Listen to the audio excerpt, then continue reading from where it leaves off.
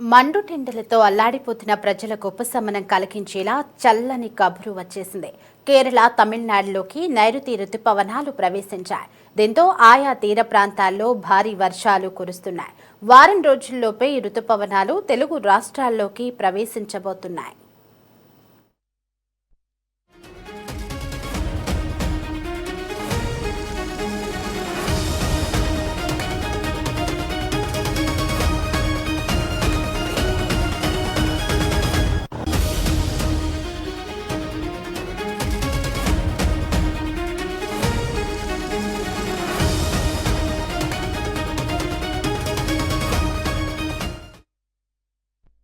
గతంతో పోలిస్తే ఈసారి నైరుతి రుతుపవనాలు కాస్త ఆలస్యంగా కేరళలోకి ప్రవేశించాయి. వాస్తవానికి మే 26వ తేదీనే ఇవి కేరళం తీరాన్ని తాకే అవకాశం ఉందని తొలుత వాతావరణ విభాగం అంచనా వేసింది.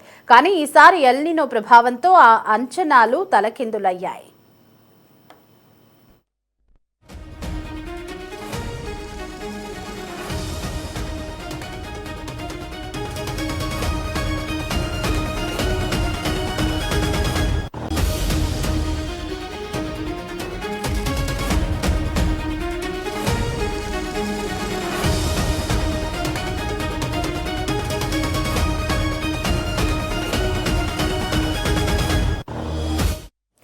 కాగా రుతుపవనాల ప్రభావంతో ఇప్పటికే కేరళంలోని పలు ప్రాంతాల్లో భారీ వర్షాలు కురుస్తున్నాయి. దీంతో అలప్పుళ, కొట్టాయం, ఎర్నాకుళం జిల్లాలకు వాతావరణ శాఖ ఆరెంజ్ అలర్ట్ జారీ చేసింది.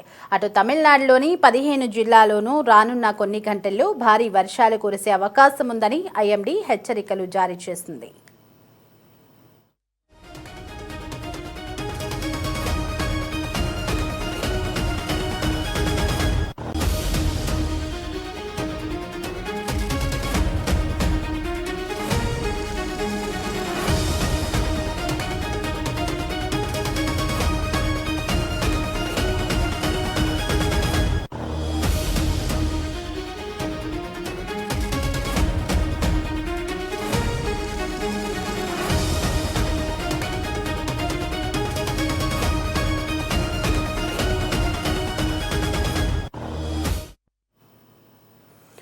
ఎల్నినో ప్రభావంతో ఏడాది నైరుతి రుతుపవన కాలంలో సాధారణం కంటే తక్కువ వర్షపాతమే నమోదవుతుందని వాతావరణ విభాగం అంచనా వేసింది.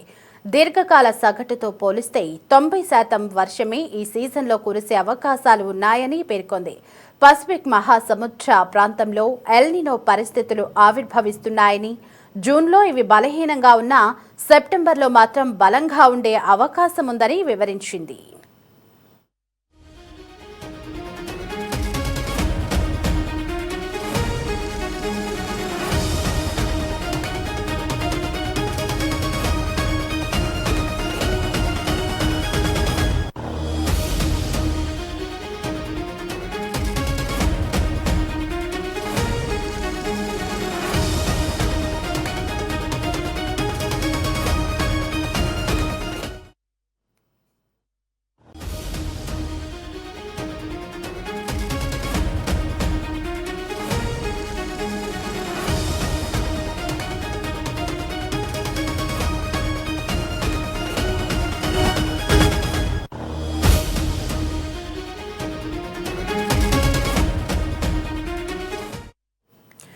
గతంతో పోలిస్తే ఈసారి నైరుతి రుతుపవనాలు కాస్త ఆలస్యంగా కేరళలోకి ప్రవేశించాయి. వాస్తవానికి మే 26వ తేదీనే ఇవే కేరళం తీరాన్ని తాకే అవకాశం ఉందని తొలుత వాతావరణ విభాగం అంచనా వేసింది. కానీ ఈసారి ఎల్నినో ప్రభావంతో ఆ అంచనాలు తలకిందులయ్యాయి. కాగా రుతుపవనాల ప్రభావంతో ఇప్పటికే కేరళంలోని పలు ప్రాంతాల్లో భారీ వర్షాలు కురుస్తున్నాయి. దీంతో అలప్పుళ, కొట్టాయం, ఎర్నాకుళం జిల్లాలకు వాతావరణ శాఖ ఆరెంజ్ అలర్ట్ జారీ చేసింది.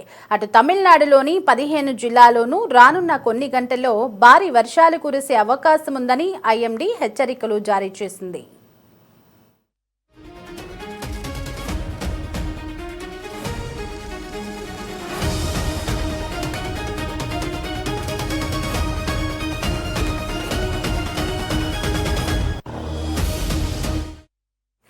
ఇక ఎల్నినో ప్రభావంతో ఈ ఏడాది నైరుతి రుతుపవన కాలంలో సాధారణం కంటే తక్కువ వర్షపాతమే నమోదవుతుందని వాతావరణ విభాగం అంచనా వేసింది.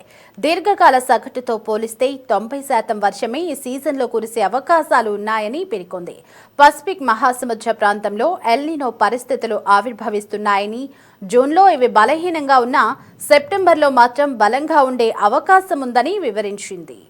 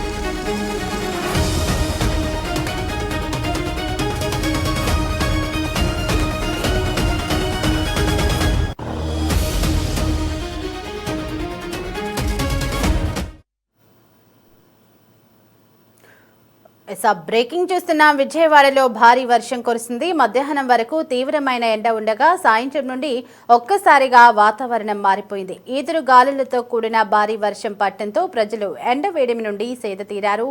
విజయవాడలో ఈదురు గాలులు, ఉరుములు, మెరుపులతో కూడిన వర్షం దంచుకొట్టింది.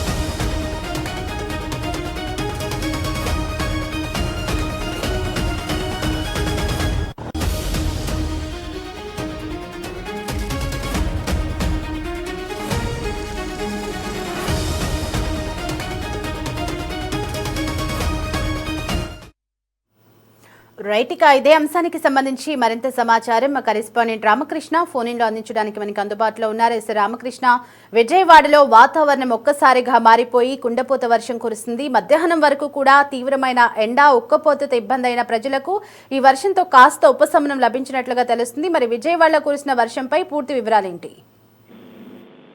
దేవి, నగరంలో ఒకసారిగా వాతావరణం మారిపోయి భారీ వర్షం కురిసింది. మధ్యాహ్నం వరకు కూడా ఎండ తీవ్రతతోటి, ఉక్కపోతతోటి ప్రజలు ఇబ్బందులు పడ్డారు. అయితే ఒక్కసారిగా మేఘాలు కమ్ముకొని వర్షం కురవడంతో కొంత ఉపశాంతిని పొందారని చెప్పుకోవాలి. కొంత గత కొద్ది రోజులుగా మనం చూసుకున్నట్లయితే తీవ్రమైనటువంటి వేడి కారణంగా ప్రజలంతా కూడా ఇబ్బందులు ఎదుర్కొంటా ఉన్నారు. ఎప్పుడు వర్షాలు వస్తాయని కూడా అంతా కూడా ఎదురు చూస్తూ ఉన్నారు. అయితే కొంత సాయంత్రం వేళ, పగలంతా కూడా ఎండ ఉన్నప్పటికీ సాయంత్రం సమయానికి కొంత వాతావరణం అంతా కూడా చల్లబడతా ఉంది. కొన్ని చోట్ల చిరు జల్లులతో కూడినటువంటి వర్షాలు కురుస్తా ఉన్నాయి. అదే తరహాలోనే కొద్దిసేపటి క్రితం విజయవాడ నగరంలో కూడా ఒక మోస్తరుగా జల్లులతో కూడినటువంటి వర్షం పడింది. కొంతమేర నగర ప్రజలంతా కూడా ఈ వర్షానికి కొంత ఉపశాంతిని పొందినటువంటి పరిస్థితి చాలా స్పష్టంగా కనిపించింది. ఇప్పటికే వాతావరణ శాఖ రాబోయే 2 రోజుల్లో రాష్ట్ర వ్యాప్తంగా కూడా అన్ని జిల్లాల్లో కూడా వర్షాలు పడే అవకాశం ఉందని వాతావరణ శాఖ చెప్పినటువంటి నేపథ్యంలో రాష్ట్రంలో ఉన్నటువంటి పలు ప్రాంతాల్లో చెదురుమదురుగా వర్షాలు కురుస్తున్నట్లు మనకైతే తాజా సమాచారం అందుతుంది. ఆ క్రమంలోనే కొద్దిసేపటి క్రితం విజయవాడ నగరంలో కూడా ఈ ప్రాంతానికి సంబంధించి ఇక్కడ ఈ సురిజల్తో కూడినటువంటి వర్షం అయితే కురిసినటువంటి పరిస్థితి అయితే ఉందనే మనం చెప్పుకోవాలి దేవి.